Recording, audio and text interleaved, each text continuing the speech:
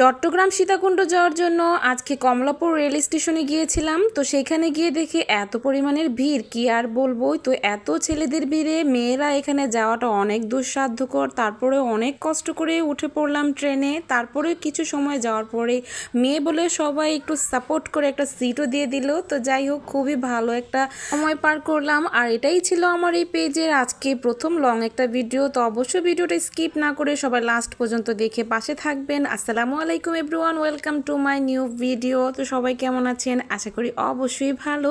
তো ঘুরতে কার না ভালো লাগে, সবাই চায় ঘোরাফেরা করতে, আনন্দ করতে, জীবনটাকে উপভোগ করতে। আজকে আমি চলে গিয়েছিলাম চট্টগ্রাম সীতাকুণ্ডে। আমার ফ্যামিলি মেম্বাররাও ছিল। আর সকালে হয়ে গেছে যাইতে যাইতে, আর এটা ছিল সকালের ভিউ। আর আমরা অনেকটাই কাছে চলে আসছি। তো নেমেই ট্রেন থেকে নেমেই আমরা কিন্তু আমাদের গন্তব্যস্থলে চলে আগে সকালেই নাস্তা করে নিছি। আর এইগুলো হচ্ছে আমার টিমেরা সবাই গিয়েছিল, মানে আমাদের যারা পরিবারের মেম্বার বলতে আমার ফ্রেন্ড সার্কেল যারা ছিল সবাই। তো আমরা প্রথমেই পাহাড়ে ওঠার জন্য সবাই কিন্তু একটা করে স্টিক নিয়ে নিয়েছি, আর সবার হাতে একটা করে লাঠি ছিল। আর আমি তো গিয়েছি শুধুমাত্র ভিডিও করার জন্য। আর পাহাড়ে উঠতে তো অনেক কষ্ট, এটা সবাই জানেন। তো অনেকেই ক্লান্ত হয়ে পড়তেছে, আর কিছু কিছু ছোট ছোট বাচ্চারা আছে, সবাই তো হুড়মুড় করে উঠে পড়ছে। মেয়ে মানুষ এখানে খুব কম পরিমাণে ছিল, বেশিরভাগ ক্ষেত্রেই ছেলেরাই ছিল। তো মেয়েরা তো এই যে পাহাড় থেকে আমরা নেমে পড়ছি, নেমে আবার একটু বিশ্রাম নিচ্ছিলাম। সবাই একটু খাওয়া দাওয়া করতেছিল, অনেকে আম মাখা খাচ্ছে, আনারস মাখা খাচ্ছে, যার যেটা পছন্দ। এখানে অনেক রকমের খাবারের আইটেম ছিল।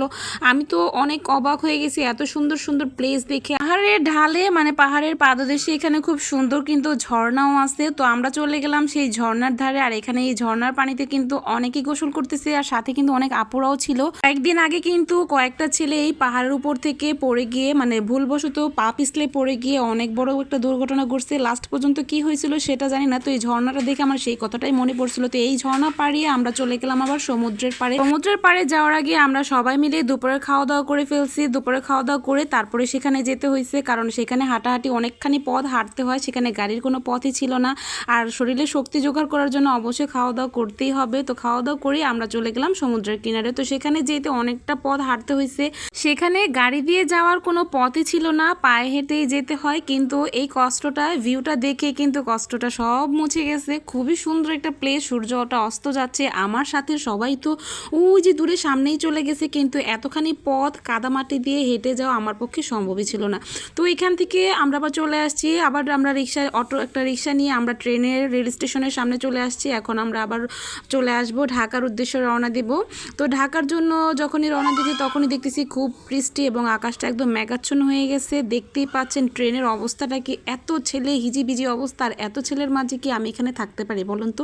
আসলে এই ভ্রমণটা আমি করি নাই, এই ভ্রমণটা করেছিল আমার ছোট ভাই। আর ছোট ভাই ভিডিও করে সম্পূর্ণ ভিডিওটা আমাকে আবার সেন্ড করছে। তো ওই ভিডিওটা আমি আবার ভয়েস ওভার করে পাঠালাম। আর এই হচ্ছে রায়েরবাগ চলে আসছি। তো আজকে এই পর্যন্তই, সবাই ভালো থাকবেন। পরবর্তী লং ভিডিও দেখার জন্য আমন্ত্রণ রইল। আল্লাহ হাফিজ।